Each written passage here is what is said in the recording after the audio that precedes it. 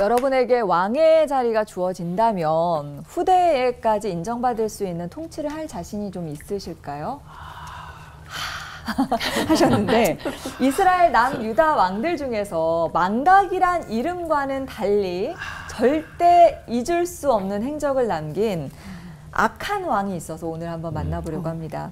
그 이름은 남유다의 14대 왕 므낫세입니다. 그 축구 스트라이커 투톱이 있잖아요. 성경에서 가장 악한 왕 투톱이 있습니다. 북이스라엘의 아합, 남유다의 므낫세. 투톱이에요. 이게 너무 또 끔찍한 게 아들을 제물로 바쳐가지고 불살랐잖아요.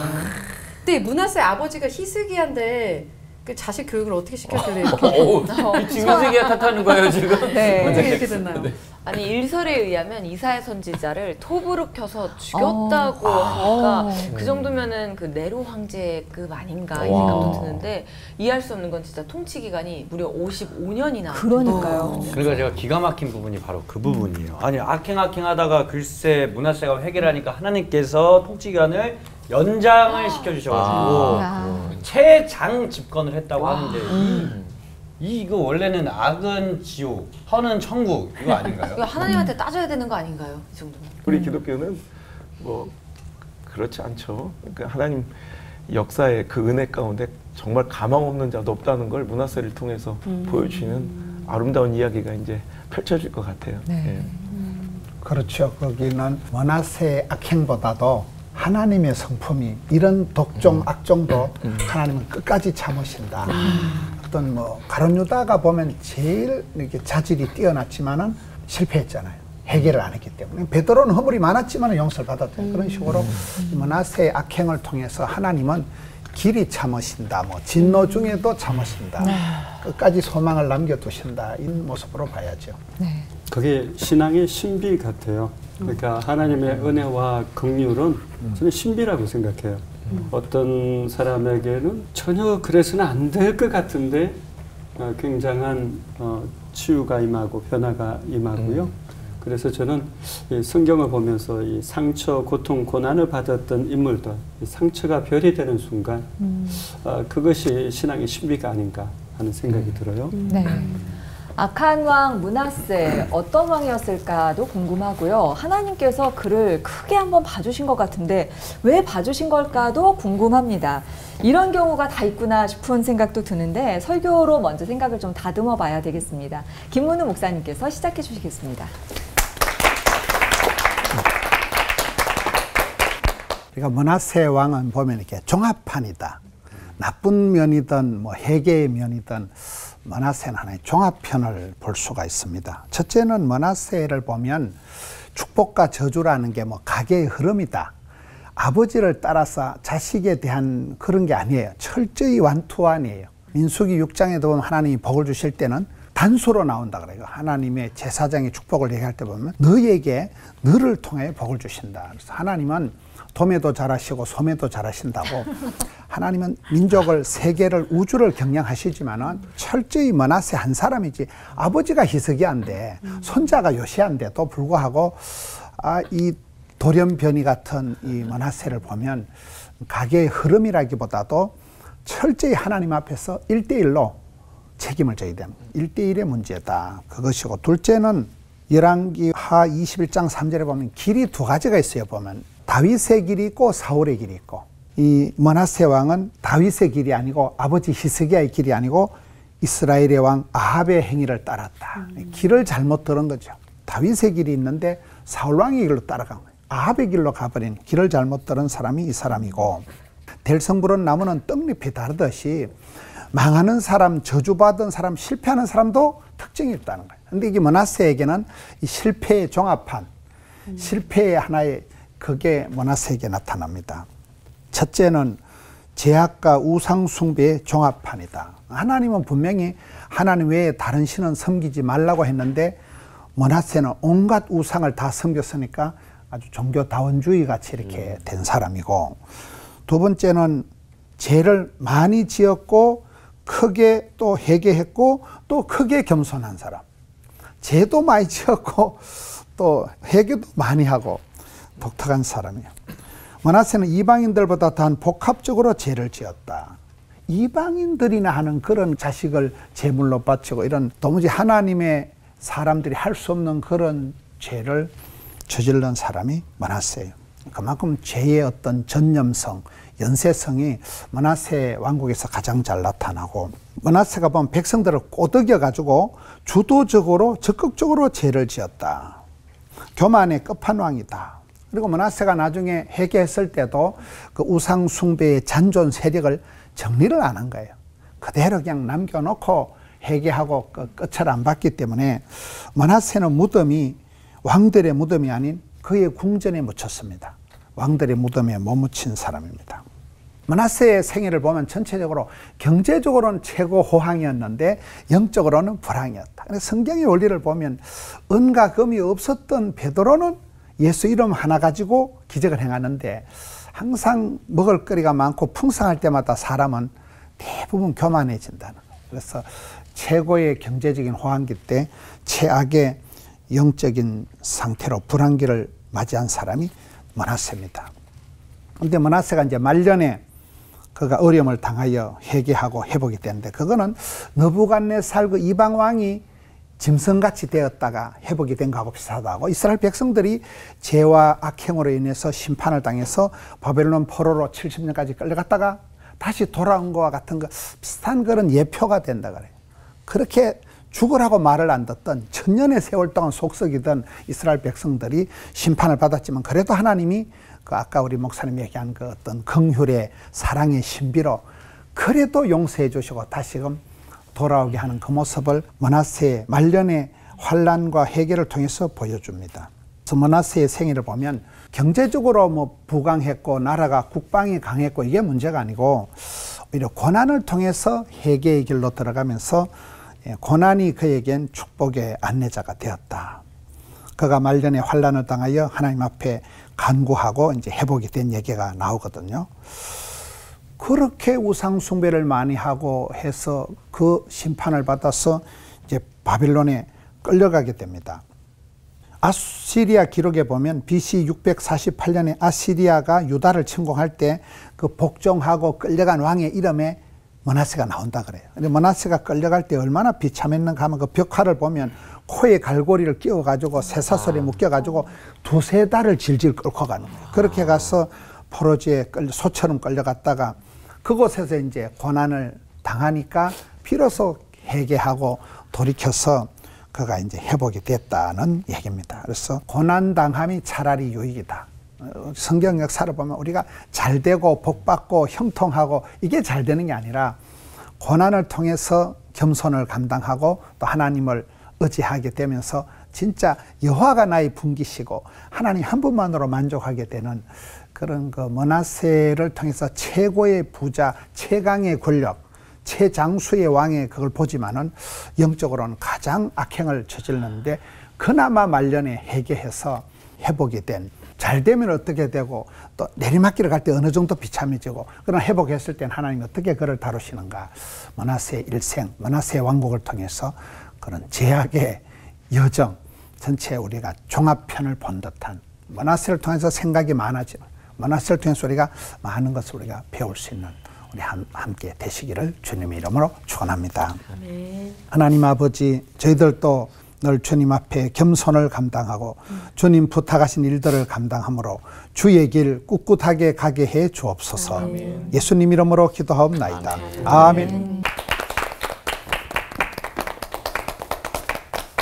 정말 너무너무 악을 행했던 이 므낫세, 어떻게 하다 이 모양 이 꼴이 되었을까요? 그걸 이해하려면 주변 정세와 그 히스기야 아버지와의 관계를 좀 이해해야 될 것 같은데요. 히스기야는 하나님 의지하는 데 1등, 그 전후에 이런 왕이 없었대요. 그러니까 하나님 의지하는 건 1등입니다. 그리고 거기서 나오는 기록 중에 하나가 아수르를 배반하여 그를 섬기지 않았다. 이것이 바로 북이스라엘을 멸망시켰던 아시리아 제국의 왕이었던 살만에셀 이야기인데요. 그를 섬기지 않았습니다. 그런데 그 이후에 그 살만에셀 다음에 아수르 제국의 최전성기를 이끌었던 사네립과 그 아들 에살하돈, 또 그 밑에 또 아슈르 바니팔이라는 이 세계 역사에 나오는 아주 가장 강력했던 이 왕 가운데 히스기야조차도요, 이 살마넷을 북이스라엘을 멸망시켰던 그 왕에게는 복종하지 않았지만 사내립이 쳐들어오자 여러분 아시죠? 히스기야도 성전의 기둥과 곳간에 있는 모든 은을 다 긁어내고 성전에 발라져 있던 기둥의 금까지 다 긁어내서 그에게 조공으로 바칠 정도로 그를 무서워했다는 거예요. 아무리 그들에게 잘하고 조공을 바치고 충성스러운 종이 되어도 절대 세상은 우리 인생에 답이 되지 않아요. 계속해서 요구하며 더 쳐들어오자 결국 히스기야가 정신 차리고 하나님을 의지하기 시작할 때 하나님께서는 그에게 은혜를 베푸신 이야기가 이제 성경에 기록되어 있습니다. 근데 그 가운데 여러분 보세요. 당시에 최고 권력, 시대의 헤게모니를 쥐고 있었던 아시리아 제국을 배반하고 뭔가 충돌하고 저항하고 살아간다는 것은 쉬운 일은 아닐 거예요. 신앙적으로는 되게 정말 결연한 시대였기, 또 거룩한 경건한 시대였겠지만 그 시대 상황을 선지자들의 표현을 빌리면 굉장히 시대는 어지럽고 경제적으로는 곤란한 시대를 살아가고 있었습니다. 그 뒤를 이은 이제 이 므낫세는 이런 지긋지긋한 고난과 이런 사정들이 싫었겠죠. 그래서 당시의 대세인 이제 사네립을 또 그 아들인 에살하돈을 따르고 숭배하기를 기뻐했다는 거예요. 그래서 보면 그가 다른 사람들을 의지하는 거, 하나님을 의지하고 기도하는 것보다 신접한 자, 박수, 그 점치는 자, 무당들을 신임해서 자기 옆에 두고요. 모든 선택과 결정의 의사결정의 그 근원을 그들한테 물어보는 거예요. 왜 이런 일이 있었을까? 세계 역사를 보면 그 에살하돈, 우리 성경에 나온 에살하돈이 그렇게 점치는 걸 좋아했대요. 그래서 어느 전쟁을 나가도 꼭 점쟁이들을 데리고 와서 그들에게 의견을 물어봤다는 기록이 있어요. 그러니까 세계를 제패하고 있는 에살하돈이 되게 부러웠을 것 같아요. 그러니까 그는 그것이 자기 힘이다 생각하고 오늘도 그 세계 역사에 힘을 쥐고 있는 그들을 따라 살고 싶고 하나님을 잊어버리며 오늘도 그들이 내 왕자와 왕권을 유지시켜주고 견인해가는 힘이라 착각했던 거죠. 므낫세의 이름의 뜻이 공교롭게도 망각입니다. 잊어버리다. 우리 인생에도요, 하나님의 은혜와 하나님의 그 시퍼렇게 사라진 하나님의 능력과 권세를 잊어버린 순간 우리는 저렇게 교만에 빠집니다. 여러분, 죄가 뭔지 알아요? 교만이 뭔지 알아요? 교만은 내가 할 수 있다고 착각하는 게 교만이에요. 내가 해보겠다고 생각하는 게 교만이고요. 팀 켈러 목사님 이런 얘기 했어요. 죄는 하나님 자리에 내가 좋아 보이는 것들을 두는 것이 그게 죄다. 그러니까 하나님 자리, 하나님이 나를 이끄시고 하나님 보호하시는 그 하나님 의지해야 될 그 자리에 세상의 권력자들이 갖고 있는 그 시대의 대세와 그 시대의 정말 강한 힘. 그러니까 오늘 보면 잘 생각해 보면 우리에게도 므낫세 같은 모습이 있어요.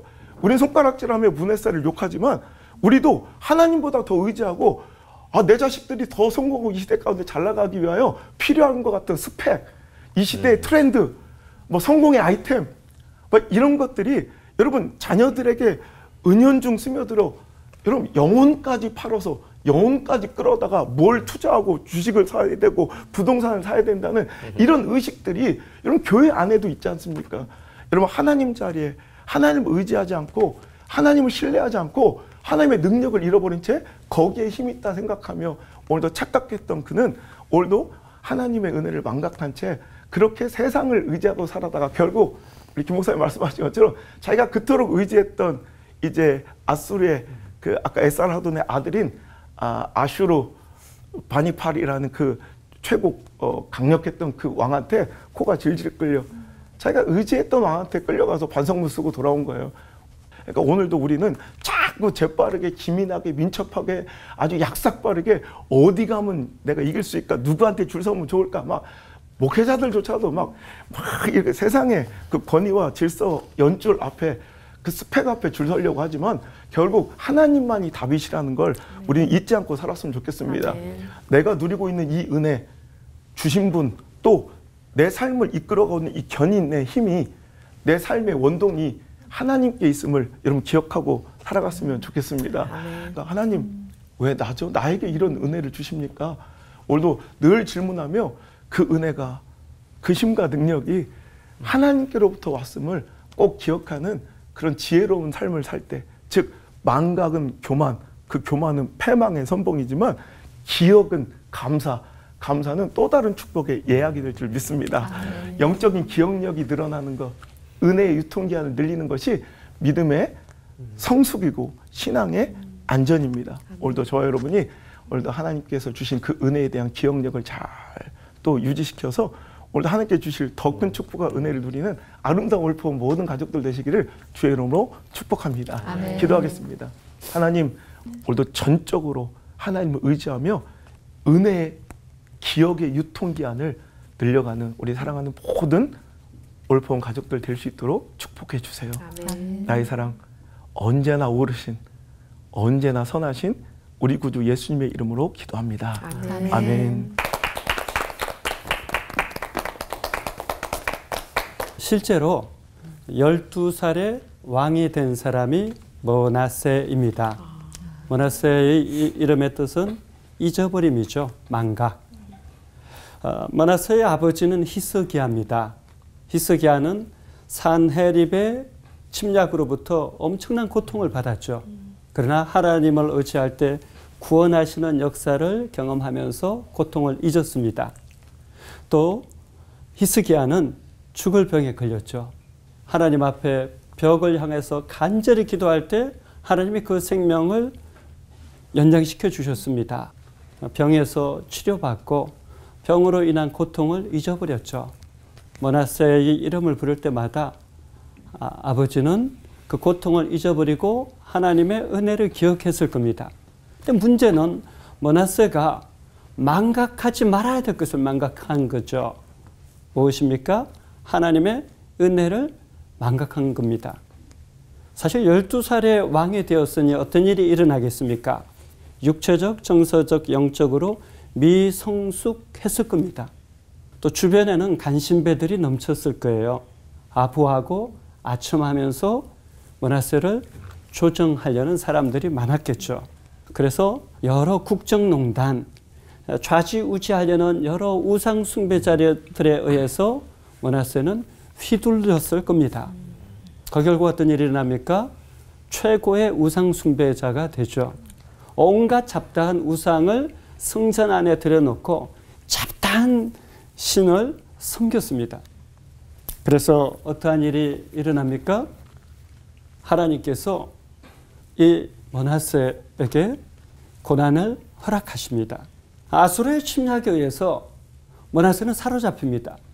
그야말로 코에는 코에 갈창을 끼우고 목에도 쇠고랑을 차고 손과 발은 쇠고랑을 차고 아주 오랜 시간을 바벨론으로 끌려가게 되죠. 어떤 일이 일어납니까? 므낫세는 그때서야 정신을 차리기 시작합니다. 자기 자신이 하나님 앞에 너무나 엄청난 죄를 지었다라는 것을 알죠. 자신이 쇠사슬로 끌려가는 그 시간 동안 얼마나 수치스러웠을까요? 또한 멸시와 천대 가운데 마음이 가난해졌을까요? 근데 바로 그 시간에 하나님이 일하시는 시간, 하나님을 만나는 시간이었습니다. 그제서야 므낫세는 하나님 앞에 마음이 완악했음을 깨닫고 겸손해집니다. 하나님 앞에 겸비한 태도를 회복합니다. 그리고 나서 다시 하나님 앞에 기도와 간구로 나아가기 시작하죠. 하나님은 그때 바로 이 므낫세에게 진노 중에라도 은혜와 긍휼을 멈추지 않으십니다. 그래서 므낫세는 다시 예루살렘으로 돌아옵니다. 다시 왕위에 앉게 됩니다. 그 이후에 어떤 일이 일어납니까?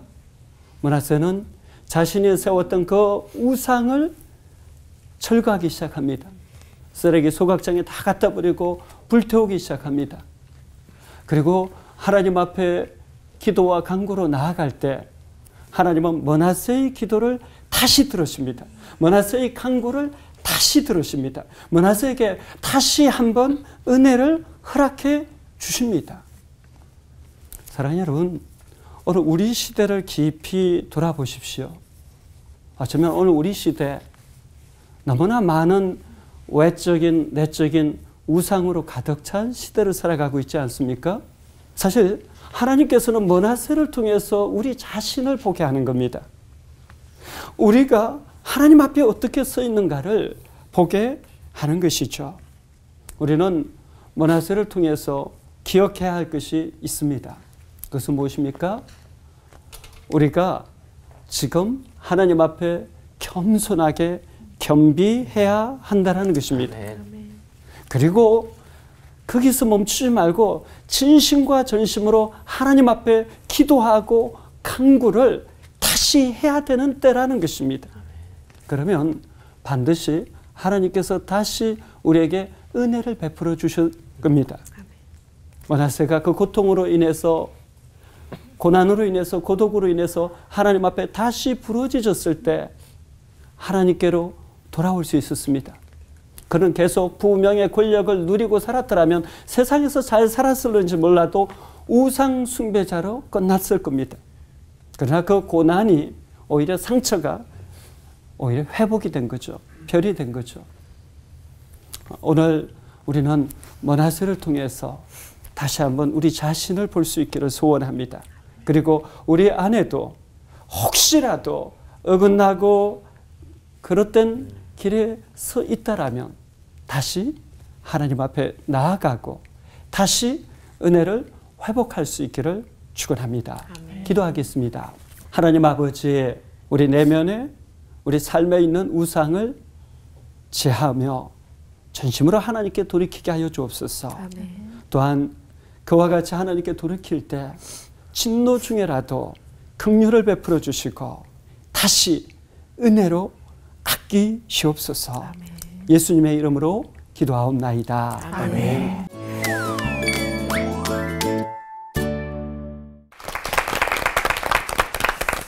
므낫세, 악한 왕 이렇게만 생각을 했었는데 생각해보니까 12살의 그 어린 나이에 왕위에 올라서 아수르한테 침략을 당하고 또 불안한 정세 속에서 왕노릇 한다는 게 참 쉽지 않았겠구나 싶은 생각이 들면서 므낫세 버거웠던 그 상황을 좀 이해하게도 됩니다. 근데 안타까웠던 건 그 아버지 히스기야처럼 그럴 때 좀 하나님을 좀 잘 붙잡지. 맞아. 왜 안 그랬을까 좀 안타까워요. 사실 하나님도 므낫세가 그 아합 왕과 견줄 만큼 악한 왕이라고 하셨잖아요. 근데 그 이유가 우상 때문이 아닐까라는 생각을 하는데, 아버지는 사실은 히스기야는 우상을 다 이렇게 물리쳤잖아요. 그런데 구약을 통틀어서 가장 우상을 많이 섬긴 왕이 므낫세래요. 그렇게 된 이유가 뭘까요, 목사님? 저는 볼 때 이제 결국은 신론, 하나님은 나에게 누구시냐 할 때 그 아버지 히스기야처럼 하나님은 나의 힘이시오, 나의 반석에게 다윗의 길을 간 사람들은 하나님을 의지하잖아요. 그런데 가장 그 지혜왕 솔로몬이 여자가 1000명이었잖아요. 1000명의 여자라는 건 여자들은 자기만의 그 신을 30바가지를 다 들고 오기 때문에 솔로몬 때 우상 숭배가 극심했거든요. 그런 식으로 이제 므낫세 왕국이 굉장히 부강하면서도 돈이 되는 거라면, 힘이 된다면, 나한테 도움이 된다면 영적이지 않고 하나님을 의지하지 않기 때문에 그런 현상들이 쭉 이어서 나타나게 되는 거죠. 성경에도 열왕기서가 있고 역대서가 그 왕조들의 역사를 이렇게 연대기처럼 그리는 것처럼 그 당시에 아시리아 제국, 아수르 제국의 최강국을 이뤘던 사네립, 그리고 에살하돈, 아슈르바니팔 이 세 삼부자의 이 역사 연대기를 보면요, 거기에 이 므낫세가 나와요. 그러니까 에살하돈 연대기에 보면 내 종 므낫세가 조공을 들고 와서 자기 나라 수도 니느웨를 건설할 때 내 종들을 부르면, 자 이번에 니들 와가지고 일해 그러면 충성스럽게 와서 일한 종들의 이름을 쓰는데 거기 므낫세가 나오고요. 그 다음에 아슈르바니팔이란 그 아들, 사네립의 손자고 에살하돈의 아들이죠. 그 연대기에 보면 이번에도 므낫세가, 유다의 왕 므낫세가 내 종이 와서 많은 조공을 가져왔고 내 발에 입맞추었다라는 기록이 있어요. 그때는 어찌 보면 우리가 볼 때는 이상한 모습이지만 실은 오늘날 우리가 볼 때는 너무나도 당연한 모습이에요. 그때 정말 힘처럼 보이고 진짜 답처럼 보이고 진짜 능력처럼 보여서 거절할 수 없는 여러분 합의, 스펙, 이런 좋은 사업 아이템, 사역과 교회 안에서는 좋은 시스템과 프로그램, 여러분 이거 악처럼 보이지 않고요, 우리 곁에 늘 존재하는 것들이에요. 그래서 어찌 보면 우리가 기도하고 하나님께 매달려 얻는 그 힘보다 훨씬 더 내 가까이 있고 직접적 영향을 줄 것 같은 좋은 것, 틴켈러는 그것을 내가 만든 신들이라고 표현하는데 하나님 자리에 둔 것, 하나님보다 더 의지하는 것, 아니 하나님만큼 사랑하는 것, 이 모든 것들이 실은 므낫세와 별반 다름없는 우리들의 끔찍한 우상으로 우리도 자녀들을 몰록 세상에게 바치고 있는 우리들도 있을 수 있다는 거 좀 경계해 봤으면 좋을 것 같아요. 조금 더 이제 사람을 살펴보면요. 일단 12살의 왕, 부명예 권력을 너무 빨리 단맛을 본 거죠. 그게 독소가 된 거죠. 이런 성공이 오히려 독이 된 사람들이 꽤나 많이 있습니다. 그리고 주변에 관계를 살펴보면 아첨하는 사람들, 간신배들, 그들은 사리사욕을 추구하지 민생, 백성의 안녕을 추구하지는 않거든요. 자기만 잘 먹고 잘 살면 되는 거예요. 왕을 이용해서. 그러니까 그런 사람들로 가득했죠. 그러니까 우리가 주목해서 볼 것은 또 이 므낫세 주변에는 좋은 영적 지도자가 없었어요. 히스기야는 이사야가 있었죠. 그리고 요시아에게도 그 제사장이 정말 영적으로 잘 돕고 지도해 줬어요. 그런데 므낫세의 주변에는 정말 이렇게 거짓 선지자, 우상 숭배자들로 가득했던 거죠.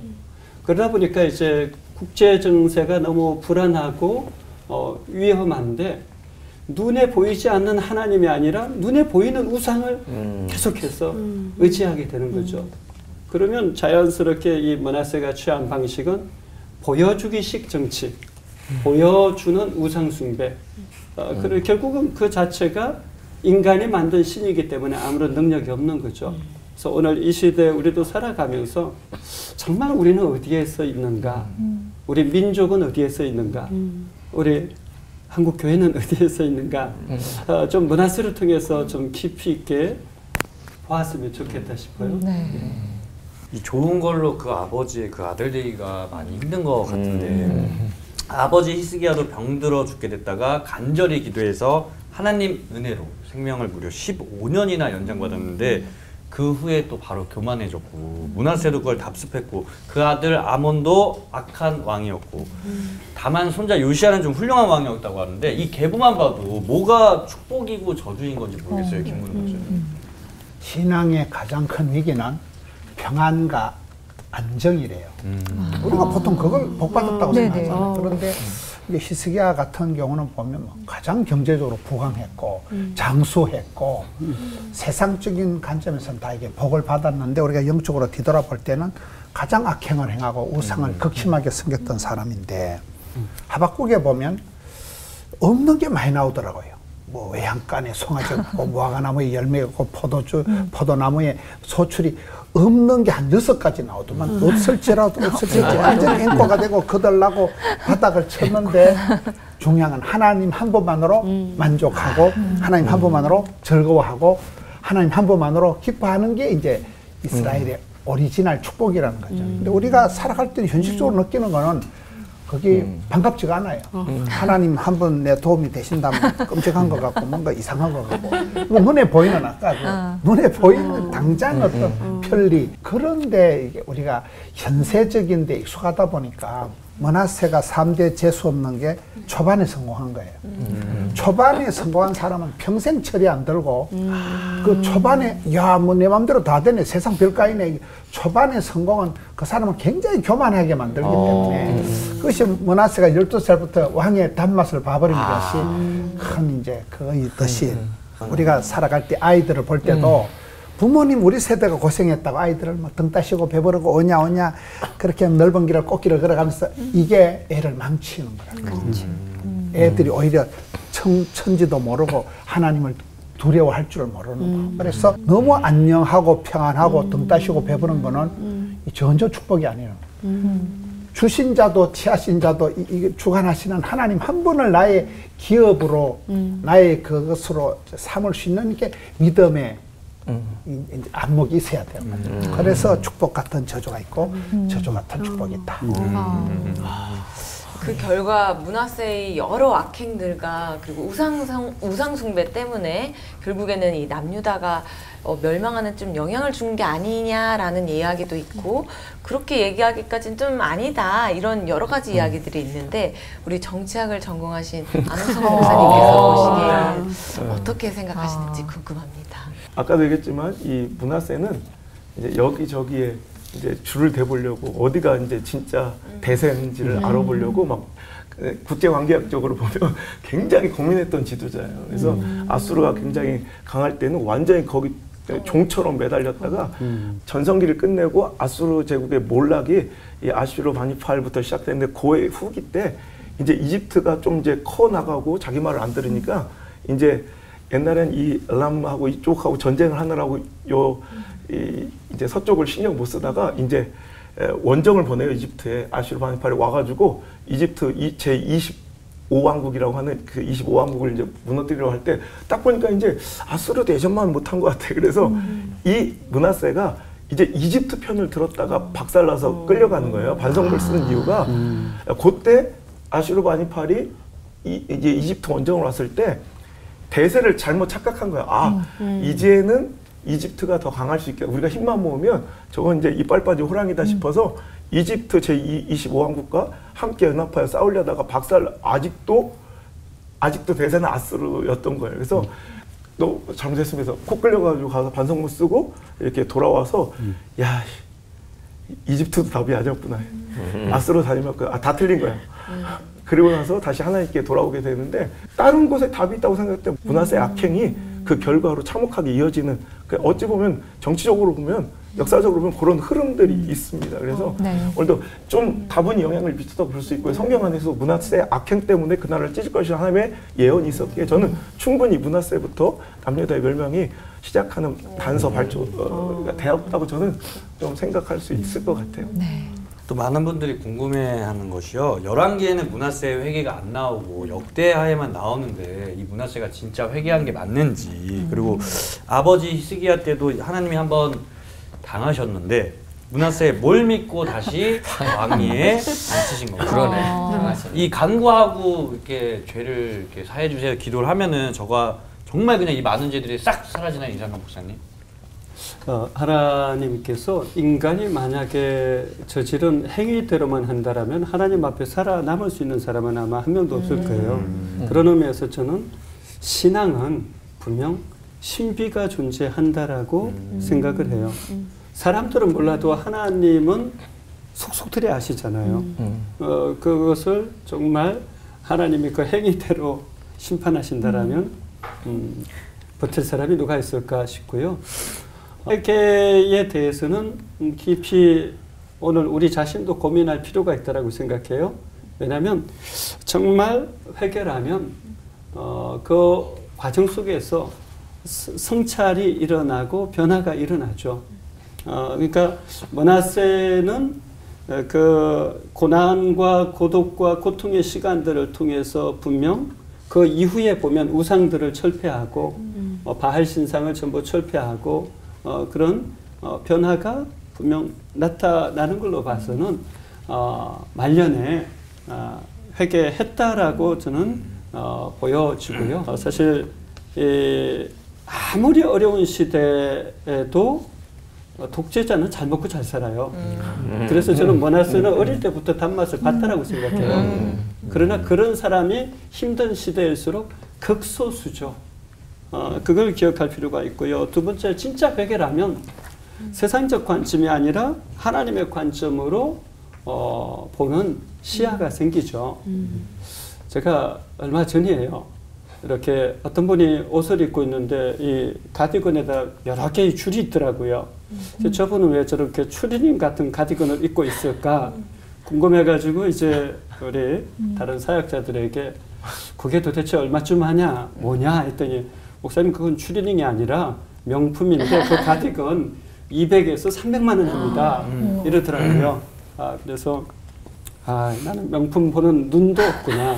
명품도 못 입고 살지만 명품 보는 눈도 없구나. 그래서 제가 이제 우리 전도사님들께 얘기했어요. 우리는 예수로 옷 입으면 된다. 그러면 명품 인생은 될 수 있다. 우리가 아멘. 명품을 추구하고 명품 입으려고 하지 말고 그냥 예수로 계속 옷 입는 명품 인생을 좀 추구하자. 저는 그것이 세상적 관점이 아니라 하나님의 관점에서 우리 자신을 보고 시대를 볼 때 일어난다라고 생각해요.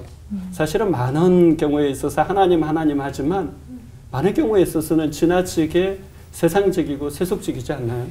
정말 우리가 하나님의 관점으로 세상을 바라본다라면 오늘 사회가 이렇게 돌아가고 있을까? 저는 오히려 오늘 사회의 혼란, 혼돈, 혼잡함은 오히려 교회가 인간이 만든 신, 진짜 하나님이 아니라 자신들의 욕구, 욕망, 욕구가 만든 신을 추구하기 때문에 오늘 이런 모습이 있지 않나 하는 좀 심각한 고민을 할 때가 많이 있습니다. 그리고 진짜 회개라면 결국 어떨까요? 저는 므낫세가 그래도 회개했다라고 말년에 보는 것이 겸손하고 겸비하여 하나님 앞에 다시 진심과 전심으로 기도하고 간구하잖아요. 예, 저는 그것이 중요하다고 생각해요. 우리 안에 진짜 회개가 일어나면 하나님 앞에 겸손할 수밖에 없는 거죠. 우리가 내세울 게 뭐가 있겠습니까? 그리고 이제 하나님 앞에 진짜 겸비하게 되면 하나님을 의지할 수밖에 없는 거예요. 하나님을 의지한다라는 표식이 기도와 간구죠. 그 기도와 간구 속에서 머물지 않고 므낫세는 결국 우상 철폐하는 작업까지 쭉 진행하는 걸로 이어지잖아요. 저도 오늘 우리의 삶의 자리에도 그런 회개를 통한 회복을 경험했으면 좋겠다. 그리고 정말 소망 없다라고 생각될지라도 하나님께는 소망이 있습니다. 아멘. 그래서 어떤 경우에든 끝까지 포기하지 말고 하나님께 구했으면 좋겠고요. 끝으로 한 말씀만 더 드리자면 히스기야 또 어머니는 헵시바인데 나의 기쁨이 그녀에게 있다. 므낫세의 어머니는요. 세상에서 제일 어려운 게 자식 농사입니다. 그런데 결국 므낫세도 말년이 있지만 회복의 기회를 누리잖아요. 우리 자녀와 자손들 보고 안타까운 분들이 많으실 텐데 포기하지 말고 끝까지 기도하셨으면 좋겠어요. 때가 차면 저는 하나님께서 일하시리라 이렇게 기대해 봅니다.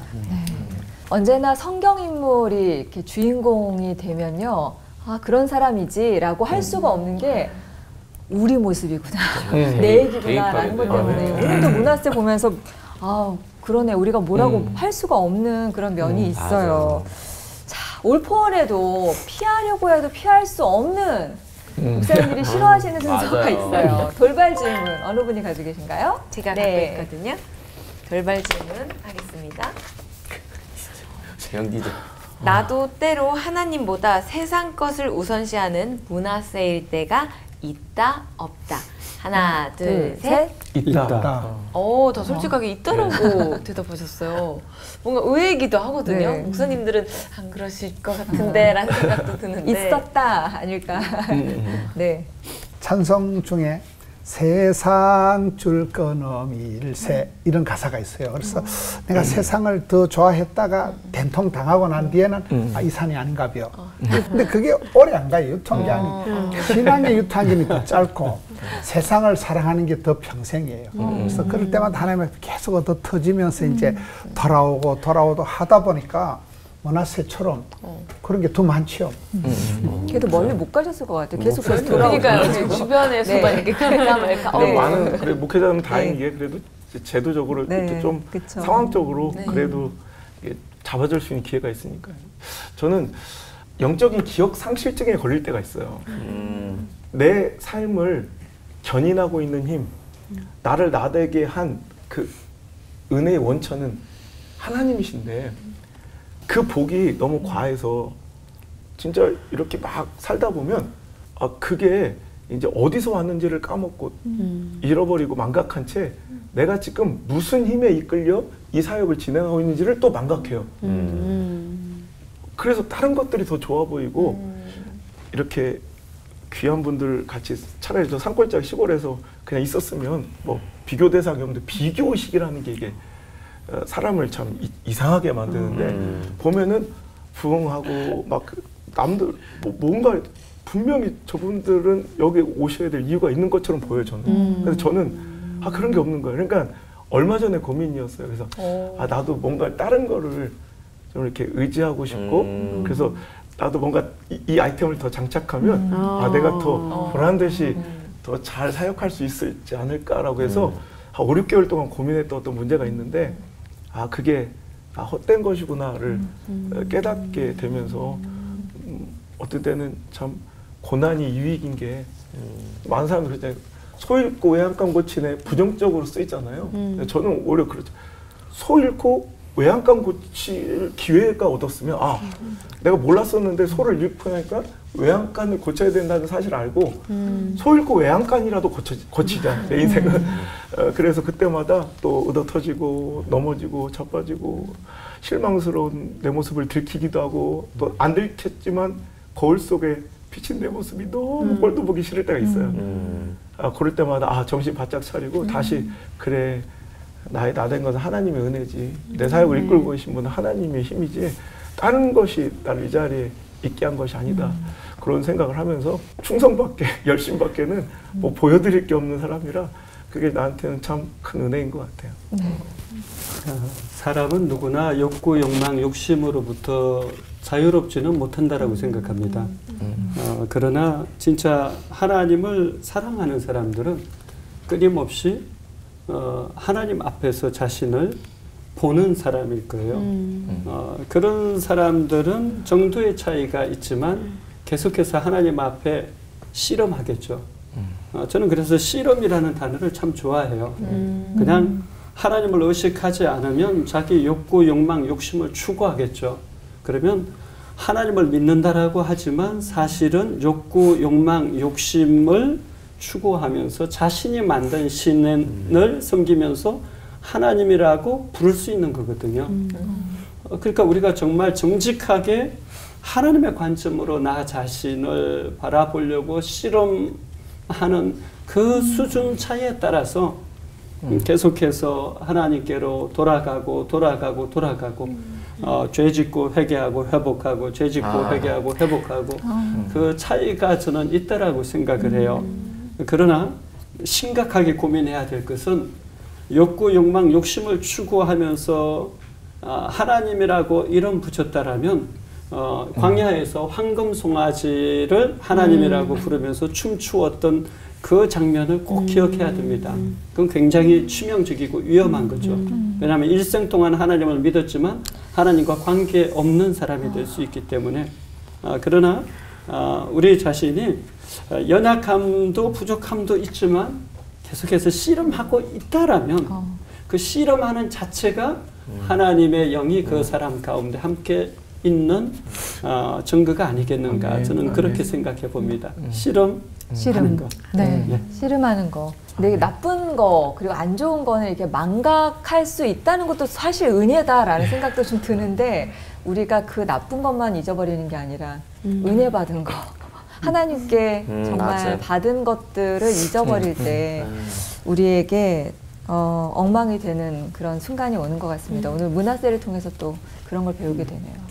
망각이란 단어가 이렇게 심각한 건지 새삼 다시 깨닫습니다. 그러니까요. 하나님의 은혜를 좀 잊어버리지 않기 위해서, 망각하지 않기 위해서 목사님들께서는 어떤 노력을 하시는지 또 목사님들만의 어떤 특별한 장치가 있으신지 좀 나눠주시면 좋겠습니다. 여기 므낫세에 대한 기록 중에 하나가 보니까 므낫세는 크게 죄를 짓고 크게 회개하고 크게 겸손했다는 단어가 있더라고요. 그 단어가 좀 이제 문제가 된다고 봐요. 일상이 늘 위기고 일상이 늘 우리가 이제 어려움이 오는데 사도행전 10장에 보면 고넬료는 항상 기도하더니 많이 구제하더니 이렇게 나오더라고요. 그러니까 일상 가운데서 그냥 늘 감사하고 구제하고 이게 이제 그 고넬료의 스타일이라면 므낫세 스타일은 죄도 이빠이 짓고 회개도 왕창 하고 이게 더 문제라고 이게 소박한 데서 대박이 터지고 평범한 데서 비범한 게 나오고 달란트 비에도 작은 일에 충성할 때 많은 것을 맡게 된단 말이에요. 그러면 저 같은 경우는 일상에서 얼른 회개하고 깨달으면 얼른 돌이키고 그 수밖에 없는 거죠. 사는 게 죄고 뭐 금방 또 눈이 돌아가가지고 엄마야 묻지다 이러다가 또 그게 욕구, 욕망, 욕심으로 그냥 금방 돌아가거든요. 근데 그게 이제 야곱 같은 경우는 그 욕구, 욕망, 욕심이 하나님께로 향하는 거예요. 내가 복을 받아야 쓰겠다. 그러면서 생실험을 하는 거잖아요. 그래서 저 같은 경우는 뭐 정기적인, 주기적인 뭐 금식을 한다거나 목회자의 축복은 내일 새벽에 또 설교를 그 징글징글한 설교를 또 해야 되고 또 그 설교를 또 막 진리의 말씀은 진리입니다 이러면서 또 봐야 되고 그게 이제 우리는 계속 자가 수준이 돼요. 그 억지로 주기적으로 정기적으로 사소한 회개 얼른 깨달으면 얼른 회개하는 게 방법이라고 봐요. 은혜를 망각하지 않기 위한 장치가 있어요. 저는 되게 비싸게 주고 샀어요. 되게 비싸요. 사도 바울의 그 사탄의 사자처럼 육체의 가시처럼 이 수술 후유증으로 그냥 모든 장기가 멈춰버리고 그냥 이렇게 뻣뻣하고 교만하고 잘나간 척 했던 사람이 그 길로 꼬꾸라져가지고 어떤 때는 몇 시간, 어떤 때는 뭐 10시간 넘게 꼼짝도 못하고 그냥 대변을 지릴 정도로 그냥 움직이지도 못한 채 그냥 바닥에 쓰러져 있어야 될 때가 있어요. 그럼 그때마다 떠오른 거예요. 아 그래 나는 죽었었지. 진짜 임종 예배를 드렸던 기억이 있는 제가 다시 이제 그게 기억이 나는 거예요. 자동적으로. 근데 뭘 집회하면서도 좀 서운한 것도 있고 좀 섭섭한 것도 있고 불편한 것도 있고 좀 이렇게 짜증내고 이렇게 돌아다니다 목회 현장에서도 좀 서운한 것도 있고 저것들은 왜 그러지 막 이러다가 확 꼬꾸라지면 아이고 그래 난 죽었었지. 덤으로 사는 인생이 뭐가 서운할 게 있나. 근데 저만 그런 게 아니라 여러분도 다 십자가의 사건의 수혜자들이니 십자가 바라볼 때마다 또 그런 안전한 장치로서 그래 난 죽어야 마땅한 사람이었다는 걸 좀 깨닫고 다시 돌아오는 장치가 되지 않을까 싶습니다. 진짜 비싼 거네요. 예, 진짜 비쌌어요. 목사님은 비싸고 센 건데 네. 저는 싸고 일반적인 글로 얘기하고 싶어요. 성경 독서 일기라고 말하고 싶은데요. 저는 예수님 영접하고 고3 때부터 성경 읽기를 시작해서 가급적 최소 하루에 한 장 이상은 읽으려고 합니다. 근데 인간이 약한지라 가끔 건너뛰기도 하잖아요. 그래서 저는 교역자, 교직원, 경건회 때 꼭 성경 한 장을 읽습니다.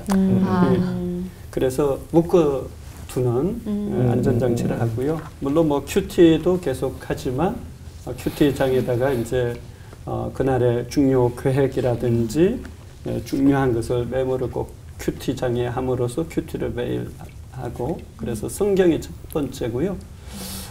그래서 말씀을 통해서 계속 나를 보는 작업 필요한 것 같고요. 두 번째는 독서, 책을 통해서 시대와 사회를 계속 보는 눈을 가질 필요가 있는 것 같아요. 그래서 독서를 할 때 나 자신을 보고 시대를 보고 사회를 보면 또 옆길로 빠지지 않도록 조금 안전장치가 되는 것 같고요. 혼자만 보는 카페 게시판에 일기장이 있습니다. 가장 많이 쓰는 것은 회계고요. 또 저는 사회라든지 여러 기사를 보면서 내가 이렇게 살지는 말아야겠다. 이런 것들이 있으면 꼭 스크랩 해가지고 올려놓고 그 아래다가 저의 생각을 달아놓습니다. 그래서 그것을 계속 보면서 저 자신이 너무 이렇게 머나세처럼 막 나가지 않도록 하나님의 의대를 망각하지 않도록 성경, 독서, 일기. 네. 므낫세가 잘못한 것도 참 많았지만 잘한 거는 크게 뉘우치고 돌아왔다는 거잖아요. 하나님 은혜를 망각하고 우리도 이렇게 지내다가 보면 그냥 이렇게 어영부영 지낼 수가 있을 것 같아요. 그럴 때 조금이라도 깨닫게 될 때 바로 눈치를 채고 돌아오길 바라면서 오늘 인사를 마쳤으면 좋겠습니다. 끝인사를 좀 아주 쐐기를 박으면서 마치도록 하죠. 축복이 저주가 되기 전에 하나님께 돌아와 하나 되는 시간 올보 원.